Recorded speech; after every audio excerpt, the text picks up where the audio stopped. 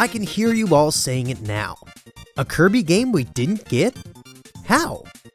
Well, when you realize what it was, a puzzle game, and that it's more or less a remake of a Game Boy game that we did get, it starts to make a whole lot more sense. There's also a third reason we didn't get it, but more on that in a bit. Kirby no Kirakira Kizzu, more widely known to the fan translation community as Kirby Super Star Stacker, is a nifty little puzzle game featuring the pink puffball and his companions. Released on the Super Famicom by HAL in 1999? What? Yeah, you heard that right. Kirby Super Star Stacker is one of the last officially published SNES games, but still not the last. And if you couldn't tell, that would be the third reason we didn't get it. The name of the game is to match the falling blocks like fish, hamsters, and birds to link as many combos as possible. Go figure. But it's a little more in-depth than just that.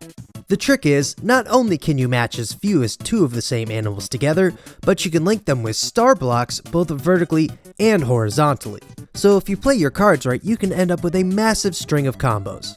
And with each combo, Kirby will summon extra stars that will fall across the board with the potential to link more blocks together to keep your combo going. But if you fail to break blocks and leave yourself no room to drop your next piece, you'll be left high and dry.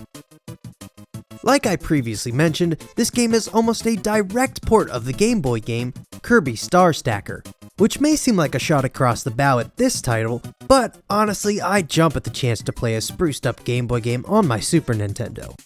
Besides, this version does have a few extra things going for it, like the various game modes. First up, we have the classic high score challenge, where you can test your puzzling skills and see how long you can last. This is easily my favorite mode. I can put this on and go into a zen-like state and just keep going for hours.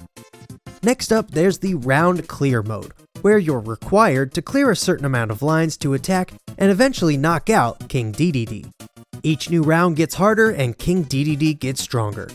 This mode is also heaps of fun. Unfortunately, I can't quite say the same about story mode, which entails Kirby trying to track down 8 pieces of his star buddy by out-puzzling some rowdy foes. If I'm being honest, I'm not much a fan of this one, and hardly find myself going back to it, but when I do, I get firmly stomped each time. I don't know, I guess my feeble mind can't keep up with the breakneck pace and perfect techniques of the CPU. But maybe you'll fare better. Of course, what kind of game would this be if you couldn't go head to head with a friend in a 2-player versus mode?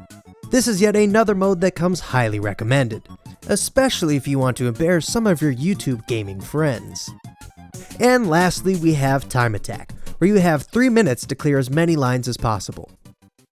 While it's far from the most involved puzzler, the game's bright and cheery veneer, coupled with the lighthearted tunes and addicting gameplay, absolutely garner it a recommendation.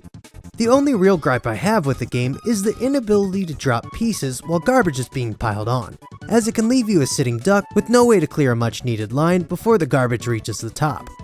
Other than that, it's a very competent puzzler worth a look. Unfortunately, the game's price reflects its late release date, as an actual copy tends to fetch upwards of $80 to $100, which is a bit much for a puzzle game. If you can find it cheap, then by all means grab a copy, as it's a great puzzle game that can keep you occupied for a good while. Hey, thanks for watching. If you liked this episode, consider checking out these other videos right here, or even subscribing. Also, if you'd like to throw me a couple of bucks, you can support the show on Patreon.